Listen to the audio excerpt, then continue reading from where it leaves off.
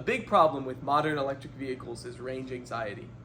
For our project, we're seeking an alternative to increasing battery size on electric vehicles.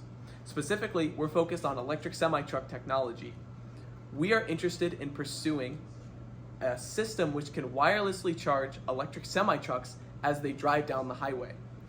This would enable for smaller batteries to be used on these electric semi-trucks and would overall be more efficient as you don't have to carry around a bunch of hardware in your vehicle.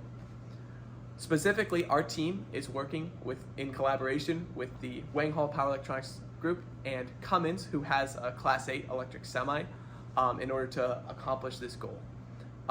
So the high-level overview of the system is as follows. There's a transmitter coil which goes in the roadway. There's actually a series of transmitter coils, and then there's a receiver coil on the truck which will wirelessly receive that power. Now, on the roadside, there are inverters which power the coils, which are three-phase. Specifically, our team is focused on the power electronics which is prevalent on the truck.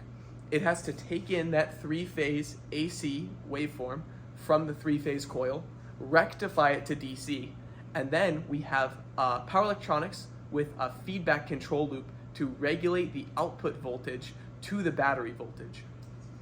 So, for senior design, our team constructed this setup right here.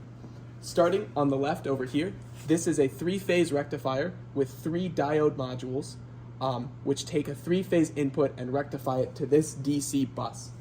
Now, the DC bus comes in over here. This is our input capacitor, which serves to sustain the power as you transition between coils, and then a high-frequency capacitor to filter the ripple from the diode rectifier. These right here are gate drivers.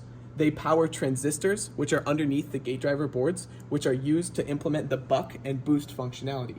Now, a key part of buck and boost converters are capacitors and inductors. So these 3 giant toroidal cores are our inductor bank to effectively lower the output current ripple at our power specification, which is 230 kilowatts for this system.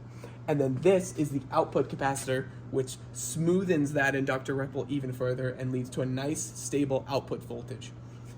Over here is our centralized control board. So first of all, we have a PCB.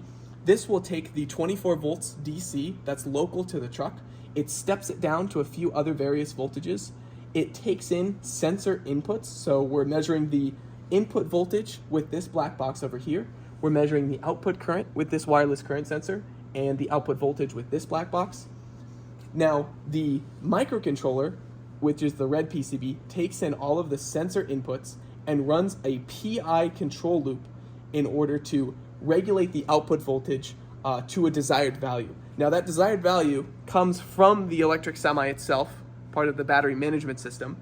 We receive messages on what the desired value is over CAN. So over here, this microcontroller on this board is acting as the CAN emulator, which is basically like our semi-truck command, which will command the central microcontroller to bring the current to a certain set point, and then our output should follow that characteristic with our finely tuned PI control system.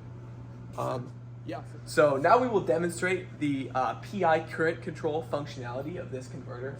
So it's capable of 230 kilowatts, but we'll be doing it at a lower power level. We've decided to keep the input voltage to 45 volts, so I'll go ahead and turn that on now. Our current command is currently 0, so we're not outputting anything right now.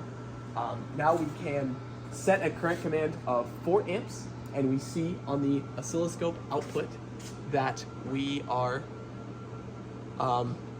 somewhat converging over there. So our average is around 4.2 right now. Over time, that ripple will smoothen out a bit. Now we can command a current of 6 amps, and it will increase. See, our average is going to around 6 amps there, so we're at 5.96. And then we can command it back to 0, and it should shut everything off. Yep, so we see that drop back to 0. So that's the PI current control functionality for our electric semi-truck power electronics.